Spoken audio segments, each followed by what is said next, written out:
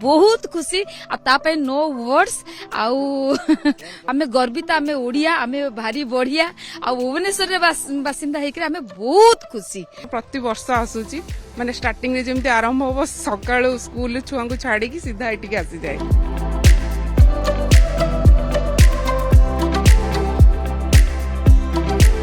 एकाम्र कानन रे आरंभ होईछि राज्य पुष्प प्रदर्शनी। यही पुष्प प्रदर्शन रे राज्यर बड़ बड़ कॉर्पोरेट हाउस ठारू आरंभ करिकी नर्सरी हाउस ता सहित व्यक्ति विशेष माने मध्य एथिरे सामिल होइछंती। खास करिकी रोज सोसाइटी तापरे प्लांट लवर्स एसोसिएशन एवं राज्य सरकारंकर एई जो प्लांट रिसोर्स सेंटर याको आयोजन करिसंती। खास करके यार उद्देश्य कौन लोकों को केवल मनोरंजन जोगैबा ना ए प्लांट लवर्स एसोसिएशन जरिया से उत्साहित करा जिवो जे आपण माने मध्य निज घर बाड़ी रे जोंठी खाली स्थान अछि गछ लगातु फूल फुटांतु एवं लोकों को मध्य रोजगार दियंतु तार या उद्देश्य से संपर्क आलोचना करिया पे हम सहित अछंती ए आयोजक तांका सहित आलोचना करबा। आज्ञा ए राज्य पुष्प प्रदर्शनी दीर्घ वर्ष हला आयोजन करि आछंती। चलित वर्ष आपण देखुथिबे फूल सजे होती भुवनेश्वर एवं प्रवासी भारतीय दिवस पर राज्य सरकार केंद्र सरकार तत्परता आपणकर फूल प्रदर्शनी पुष्प प्रदर्शनी ये जो प्रवासी आसवे एंजॉय करेंगे आमे तो आशा करूछु से वर्ष 5 दिन करा होची। साधारणतः आमे 2 दिन करू किंतु जेहेतु प्रवासी भारतीय दिवस 3 दिन होची सरकार ठिकाना कले ना एटा 5 दिन करा जिवो आउ सेति बहुत बड़ आकार रे भी करा जाईची। बहुत लोक आछंदे बाहरु भी आछंदे फूल नहीं किरी आपण तो कहले व्यक्ति विशेष माने बहुत जन आछंदे।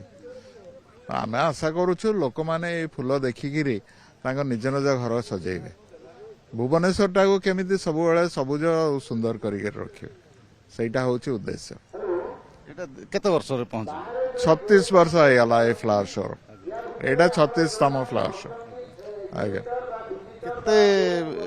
कॉर्पोरेट हाउस नर्सरी व्यक्ति विशेष एतरे शामिल होंती से कहि देबे कमो एथरे तो हमरो ए वर्ष बहुत अधिका एंट्रीज आसी अन्य वर्ष अपेक्षा ए वर्ष अबाउट 40 रु उर्ध इंस्टीट्यूशन कॉर्पोरेट हाउसेस नर्सरीज शामिल होइछंती एवं इंडिविजुअल एंट्रीज हमरो 80 पाखापाखी होइछंती 88 के 89 हुए तो है प्राय सेतिकी हेबे तो सो सेथि पई आ बहुत एंट्रीज आछि बाहरु भुवनेश्वर बाहरु आछंती कटक रु आछंती टाटानगर रु आछंती जाजपुर हेरिका रु आछंती खड़गपुर रु आछंती सो विभिन्न आडरु एथरो आछंती जेहेतु ए वर्ष प्रवासी दिवस संगे एटा कंबाइन हेछि सेथि पई से बहुत अधिका ता पई के एडवर्टाइजमेंट हेथिला सर लोक मान को कांटेक्ट हेथिला तो अधिका लोक आछंती।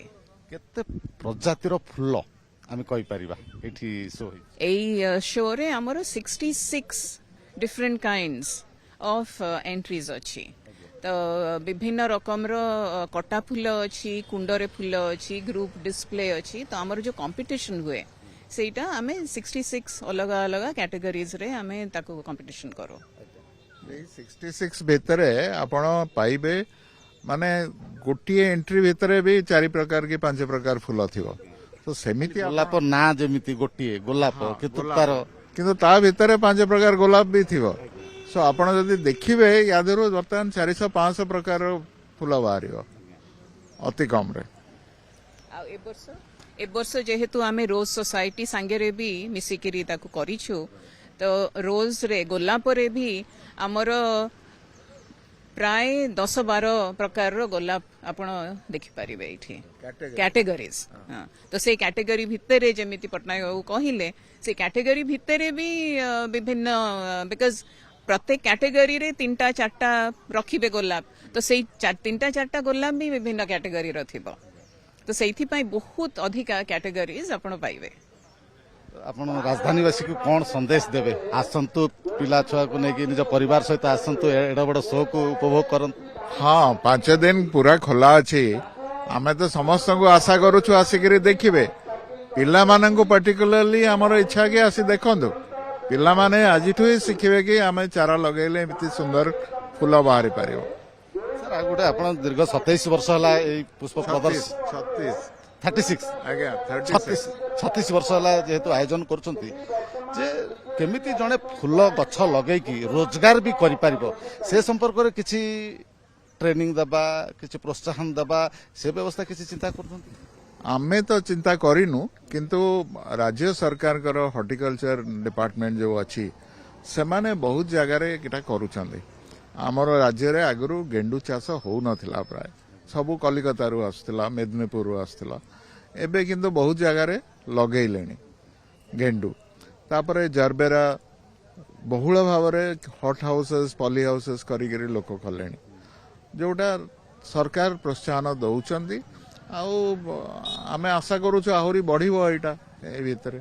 ମ୍ୟାଡ଼ାମ ଆପଣ ଯେହେତୁ କହୁଛନ୍ତି ଆମେ ପୁଷ୍ପ ପ୍ରଦର୍ଶନ କରୁଛୁ ଲୋକଙ୍କୁ ଯୋଉ ସନ୍ଦେଶ ଦଉଛନ୍ତି ଯେ ନିଜ ଘରେ ନିଜ ବାଡ଼ି ବଗିଚାରେ ଫୁଲ ଗଛଟେ ଲଗାନ୍ତୁ, ସବୁଜ ସୁନ୍ଦର କରାନ୍ତୁ, ଏଇଟା ମଧ୍ୟ ରୋଜଗାର ବି ଦେଇପାରିବ। ଏଥିରେ ଯୋଉ ଲୋକ ଆସିବେ ଏହାକୁ ଦେଖିକି ମଧ୍ୟ ସେମାନେ ଉତ୍ସାହିତ ହେବେ ଯେ ଫୁଲ ଗଛଟେ ଲଗେଇକି ଜଣେ ଆତ୍ମନିର୍ଭରଶୀଳ ହବ, ଭଲ ପଇସା ବି ରୋଜଗାର କରିବ।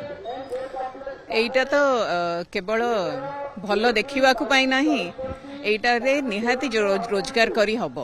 ଆଉ ଯିଏ ଚାହିଁବେ, ସରକାର ତ ପ୍ରୋତ୍ସାହନ ଦଉଛନ୍ତି, ତ ଯେଉଁମାନେ ଚାହିଁବେ କରିବାକୁ ସେମାନେ ଆମର ଆକ୍ଚୁଆଲି ଓଡ଼ିଶାରେ ଯେପରି କଣ୍ଡିସନ ଅଛି, ଆମେ ମାନେ କୋଷ୍ଟାଲ ଓଡ଼ିଶାରେ ଅଛି, ତାପରେ ପାହାଡ଼ିଆ ଅଞ୍ଚଳ ଅଛି, କୋରାପୁଟ ହେରିକା ଅଛି, ତ ବହୁତ ପ୍ରକାରର ଆମେ ଏଇଠି ଫୁଲ ଚାଷ କରିପାରିବୁ। ତ ଲୋକମାନେ ଯଦି ଚାହିଁବେ ତାହେଲେ ନିଶ୍ଚୟ କରିପାରିବେ, ବହୁତ ଭେରାଇଟିର ଏଇଠି କରିହବ। ତ ଏଇଟା ଆମେ ଏନକରେଜ କରିବାକୁ ଚାହୁଁଛୁ। ବହୁତ ବହୁତ ଧନ୍ୟବାଦ। ତ ଶୁଣୁଥିଲେ ଯେଉଁମାନେ ପୁଷ୍ପ ପ୍ରଦର୍ଶନୀ ଆୟୋଜନ କରୁଛନ୍ତି ସେମାନଙ୍କର ମୁଖ୍ୟ ଉଦ୍ଦେଶ୍ୟ ହେଲା ଯେ ରାଜଧାନୀବାସୀ ଆସନ୍ତୁ ଏ ପୁଷ୍ପ ପ୍ରଦର୍ଶନୀକୁ ବୁଲି ଦେଖନ୍ତୁ ଏବଂ ଘରକୁ ଯାଇକି ନିଜ କୁଣ୍ଡରେ ହଉ ଫୁଲ ଗଛଟିଏ ଲଗାନ୍ତୁ, ନିଜ ବାଡ଼ି ବଗିଚାରେ ଫୁଲ ଲଗାନ୍ତୁ, ଫୁଲ ଫୁଟାନ୍ତୁ, ସବୁଜ ସୁନ୍ଦର ସହିତ ଆକର୍ଷଣୀୟ କରନ୍ତୁ। ତା ସହିତ ଏଇ ଯେଉଁ ପୁଷ୍ପ ପ୍ରଦର୍ଶନୀ ଆଉ ଏକ ସନ୍ଦେଶ ଦେଉଛି, ଯେଉଁମାନେ ଆସିବେ ଫୁଲ ପ୍ରଦର୍ଶନୀ ଦେଖିବେ ସେମାନେ ମଧ୍ୟ ନିଜ ରୋଜଗାରର ଚିନ୍ତା କରିପାରିବେ। ଏଭଳିଆ ଆକର୍ଷଣୀୟ ଫୁଲ, ରଙ୍ଗ ବେରଙ୍ଗର ଫୁଲ, ବିଭିନ୍ନ ପ୍ରଜାତିର ଫୁଲ ଗଛ ଲଗାଇକି ମଧ୍ୟ ଚାଷ କରିପାରିବେ ଏବଂ ଆତ୍ମନିର୍ଭରଶୀଳ ମଧ୍ୟ ହୋଇପାରିବେ। ଭୁବନେଶ୍ୱରରୁ କ୍ୟାମେରା ପର୍ସନ ବିଶ୍ୱଜିତ ମହାନ୍ତିଙ୍କ ସହ ନିରଞ୍ଜନ ରେଡ୍ଡି, OTV।